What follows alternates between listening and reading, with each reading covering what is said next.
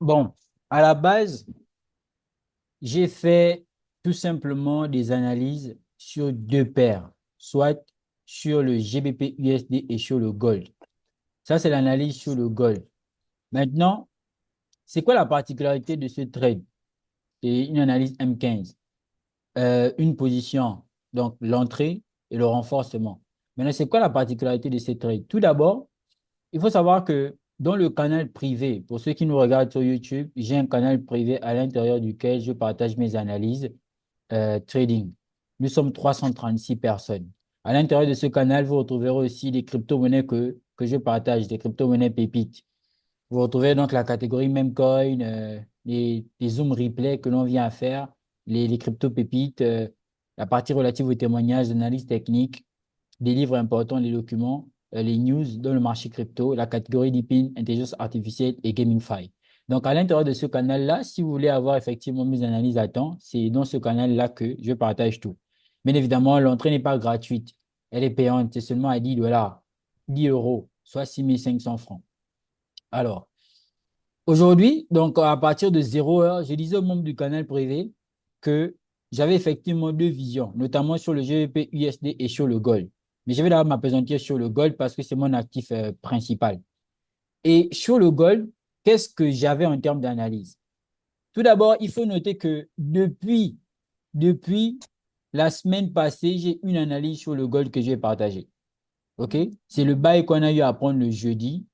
Nous sommes toujours dans ce bail-là. Maintenant, il fallait tout simplement chercher des positions de renforcement pour tout simplement continuer à acheter. En ce sens-là, j'ai pu remarquer, déjà, on voit que le mouvement acheteur sur le bail en daily, il est très fort. Donc, c'est ce que j'ai pu dire ici, que on est toujours haussier, le cycle acheteur, sur le cycle acheteur. OK? Donc, le sentiment acheteur est très fort.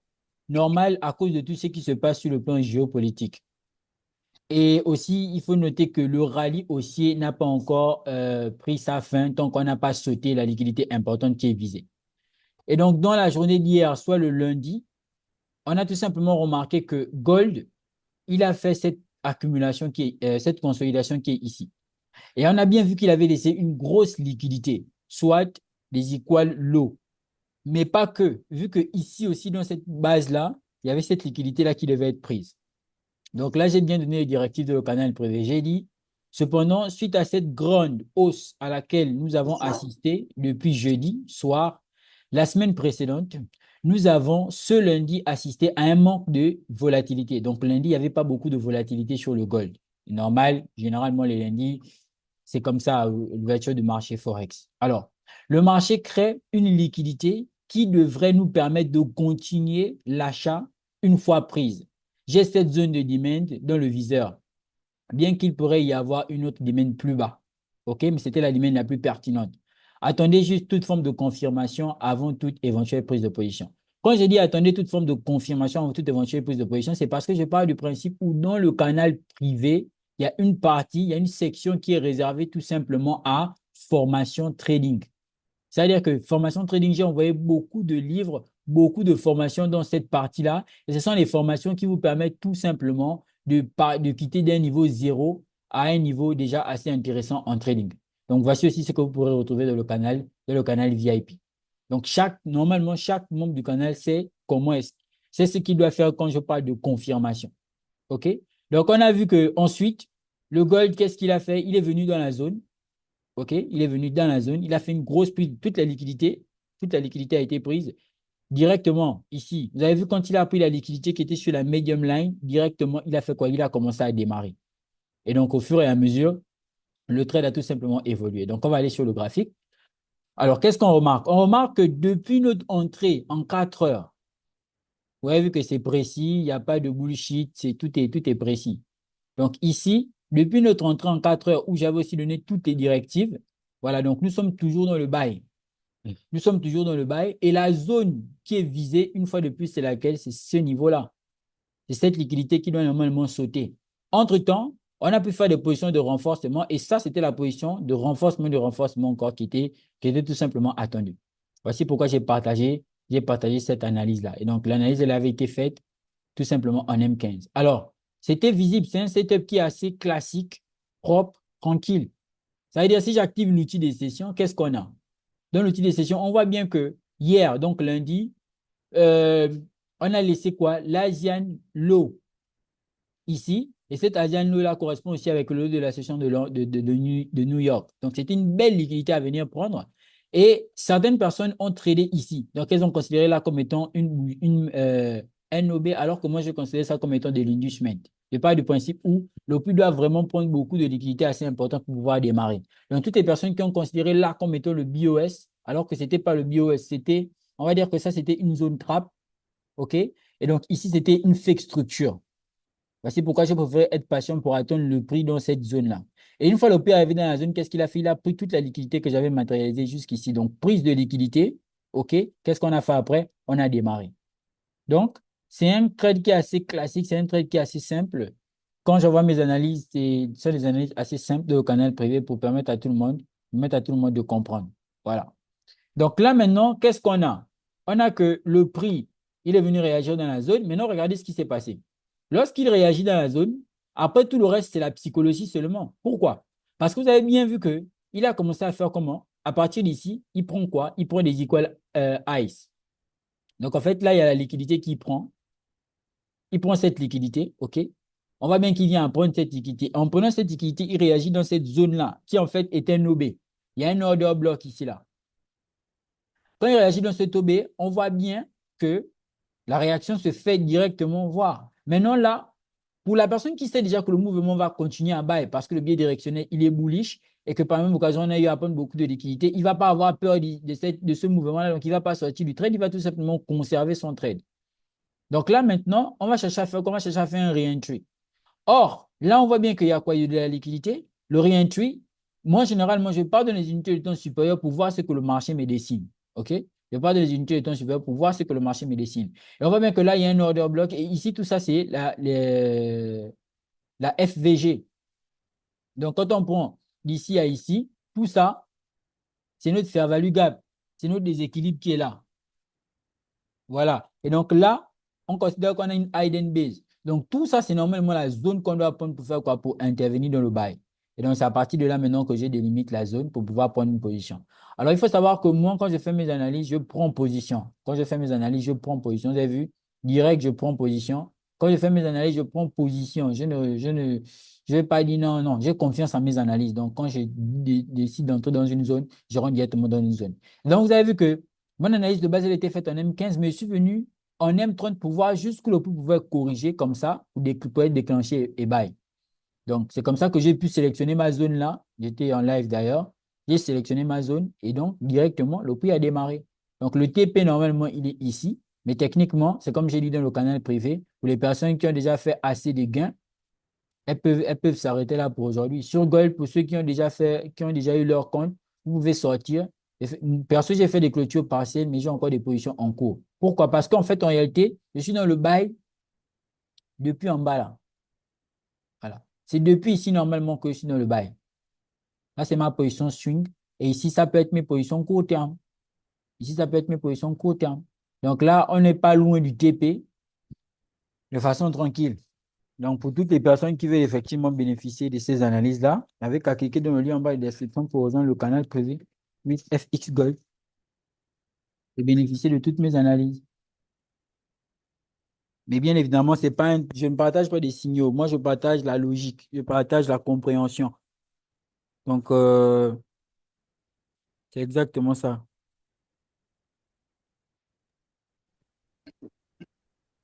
Ouais, Maintenant, c'est j'avais une autre vision.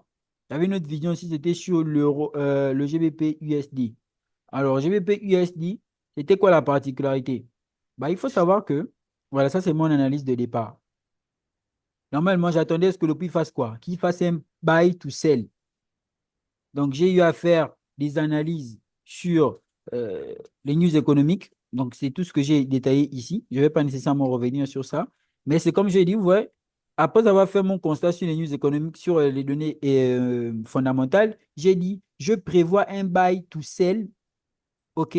Buy qui nous conduira dans la zone sell qui nous conduira dans la zone et un sell pour continuer notre mouvement baissier. Et donc, je vous soumets l'analyse. L'annonce économique aura lieu à 6 heures du matin. Bonne chance. Maintenant, ici, donc vous avez vu, normalement, c'était un buy pour sell. Alors, mais oui, un buy pour sell, buy à quel niveau? Donc ça, je vais vite montrer ça tout de suite. Et je vais vous expliquer aussi les particularités au final de cette opportunité-là. Voilà. Donc, l'analyse, elle a été faite en M30. Qu'est-ce qu'on remarque? On remarque que, euh, voilà, on remarque que déjà, quand j'utilise Wyckoff, je remarque bien que j'ai tout le décompte complet pour buy. Et donc là, je ne vais pas acheter à partir d'ici. Non. Pourquoi? Parce que j'ai une liquidité. J'ai une liquidité ici, j'ai un déséquilibre. Donc là, j'ai ma zone de demand. Donc, je décide de buy là, comme ça. Je vais l'envoyer dans le canal privé aussi en même temps. Voilà. Donc, moi, je décide de buy jusqu'à la zone. Je décide de buy jusqu'à la zone de sell. Normalement, le prix devait vendre à partir d'ici. Ouais, bon, pour ceux qui vont demander si effectivement j'ai buy. Ben oui, j'ai bel et bien buy, hein. Je suis rentré dans le buy. Comme vous pouvez le remarquer ici, c'était en M1. Je suis rentré dans le buy. Et ce trade-là, ce trade sur le GBP USD, c'est un trade. Je pense que j'ai aussi envoyé le prix. Voilà. C'est un trade sur lequel j'ai pu faire $1 500. Voilà. Donc, pour vous montrer une fois de plus que moi, quand je fais des analyses, je crois mes analyses. Et puis, j'y vais directement. Voilà. Donc, là, j'ai buy et j'ai coupé le trade ici dans la zone de supply quand le prix a cassé ce niveau-là. Mais justement, pourquoi le prix ne vend pas depuis là? Et pourquoi est-ce que le prix doit vendre? Il doit vendre parce qu'il doit sauter cette liquidité-là. Et aussi, en 3 heures, il y a une liquidité que j'avais identifiée depuis une analyse faite le 17 juin, le 17 septembre. Donc, il doit aussi sauter cette liquidité-là. Mais pourquoi il ne vend pas depuis là? En fait, il ne vend pas parce que lorsqu'on va bien regarder la configuration, regardez, tout ça, c'est la liquidité. Tout ça, c'est la liquidité. Donc, même s'il doit vendre, il doit prendre autant de liquidité que possible pour pouvoir continuer son mouvement vendeur. Tout en sachant que sur le long terme, quand je viens par exemple en weekly, quand je viens par exemple en weekly, on a toute la base là qui est là. On a toute cette base là en fait qui n'est même pas une base solide. Donc, le prix doit normalement chuter, corriger, peut-être que ici ça va faire réagir le prix, mais il doit normalement chuter. Donc, ça, c'était la vision que j'avais. Maintenant, je n'ai plus vendu parce qu'effectivement, j'ai remarqué que, au fait, il y a de la liquidité, en fait. Il y a beaucoup de liquidité qui devrait normalement prendre avant de chuter. Mais sinon, le scénario, il est toujours, acheteur-vendeur, il est toujours d'actualité. Donc ça, c'est l'œil du trader. C'est pas un truc genre, non, non, faut apprécier le trade. Il faut adapter le mouvement au fur et à mesure qu'on évolue. Donc, quand je vois mes analyses, j'essaie d'avoir des analyses assez claires, assez limpides pour que n'importe qui puisse comprendre, tranquillement. Donc là, je suis sur un gros TP sur le gold. On est sur du buy entry et on est sur du re-entry. Voilà, tout simplement. C'est bon? Je pense que c'est assez clair, non? Ouais, c'est très clair même. Et du coup, la différence entre les gens, effectivement, qui vont se précipiter, en l'occurrence, qui vont vouloir chercher, acheter tout et n'importe comment, même quand il ne faut pas, c'est qu'ils ne vont pas bénéficier des vrais mouvements. C'est-à-dire là, Mhm. ici, il y a des gens qui ont bail. Moi, j'ai vu dans des groupes, des trucs, il y a des gens qui ont bail ici, là, mais pour moi, ça n'en valait pas la peine. À quel moment je vais commencer à acheter au-dessus d'une liquidité? Pas possible. Donc là, automatiquement, j'ai dû attendre. Et ce qui se passe, c'est que le prix est venu ici. Donc, pour les personnes qui en baillent, bon, moi, j'ai rien. Chacun fait ce qu'il veut. Mais là, au moins, je sais déjà que le TP de ces deux trades-là, ici, je suis un RR de 5, là, ici, sur un RR de 8. Donc, à peu près 8, 9, 10, 11, 12, 13, RR de 13 en moins d'une journée sur le gold. C'est énorme. Donc, imagine, je suis entré avec $1 000, c'est déjà ça. Et on Ouais. part sur des trades simples. Après, là, maintenant, moi, j'ai fait un gros focus sur mes paires phares, Gold et BTC USD. Mais même là encore, BTC, compte tenu de sa volatilité qu'il fait ici et là, je suis beaucoup plus focus sur le Gold. Alors, BTC, je sais qu'il va chuter.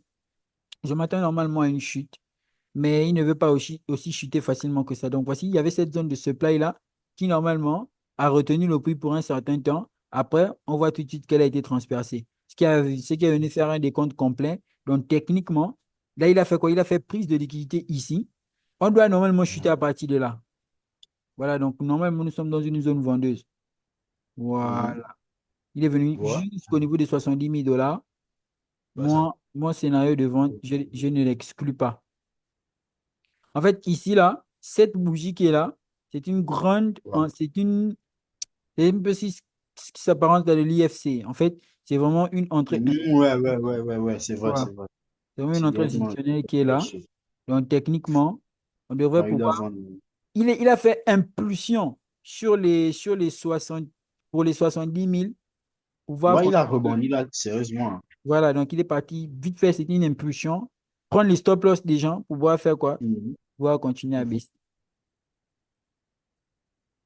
Maintenant, après, Ah, s'il ne baisse pas, ça veut dire qu'est-ce qu'on sera prêt pour partir. Mais comme on est monté là, il y a beaucoup de liquidités qu'il a laissé et là. après, en fait, plus tard. Voilà. La liquidité qu'il a laissée là que normalement on devrait venir chercher. Sur le cas du BTC, bon, moi, j'ai plus grand-chose à dire, hein. Ça, c'est mon scénario jusque-là. Il est toujours valide. Il est toujours valide. Donc, c'est un peu ça.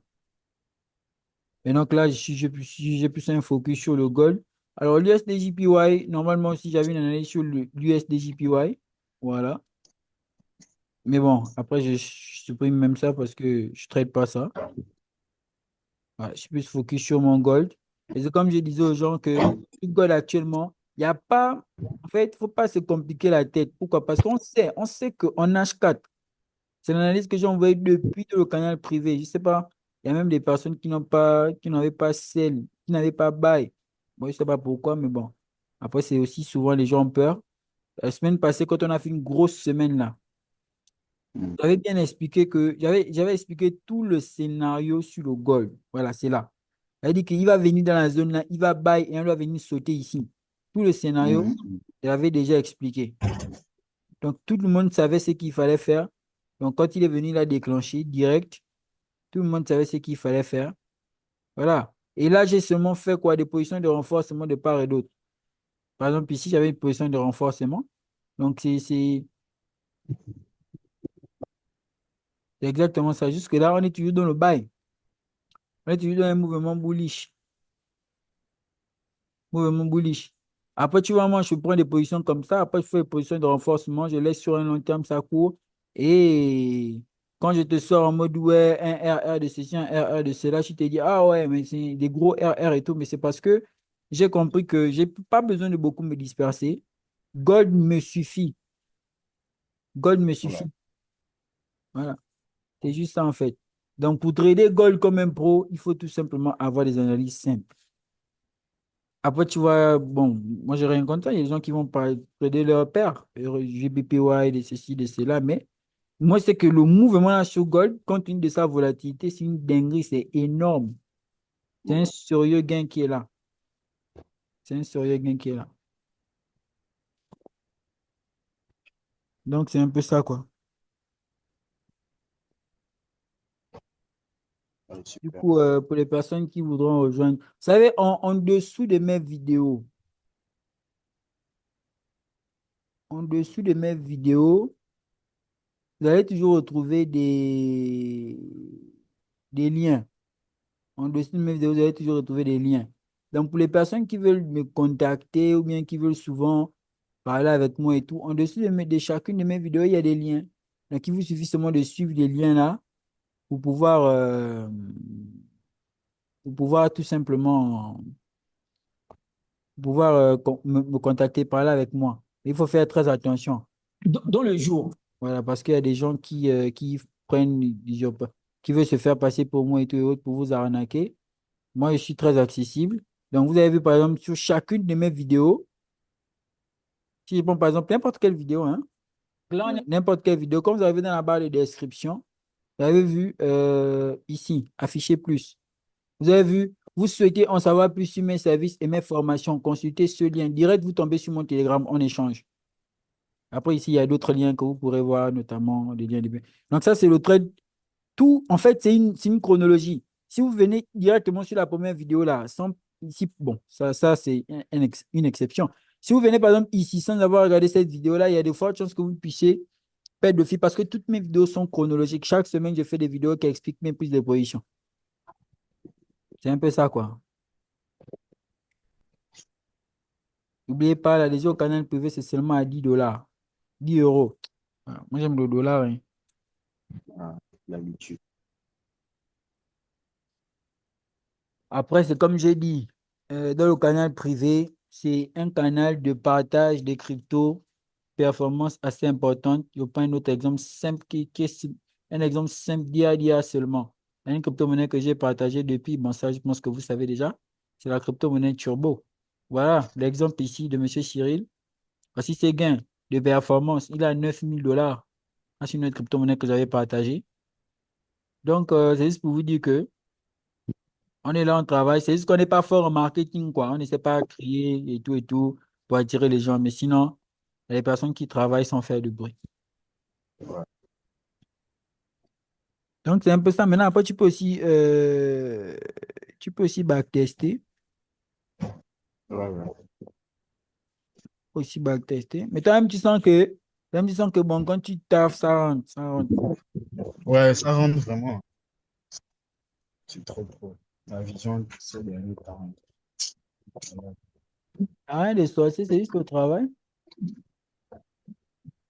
Ouais.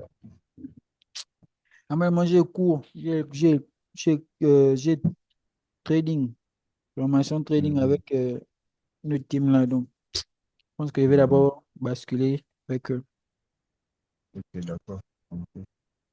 Quand on est ensemble, toi, tu achetais tes Nike. Moi, normalement, là, si on pouvait me livrer les Nike du Gabon, j'allais manger, hein. Oui, fini de manger maintenant avec mon frère. Bizarre, bizarre. Là, je peux donner beaucoup de choses pour manger les Nike, là. Bien sûr, Ouais, ça. comme on dit l'autre, le goût du blade. Ouais. En tout cas, bon, on est ensemble. Merci beaucoup. Allez, Ok, on fait comme ça. ok. Ok. Je vais d'abord couper tout là.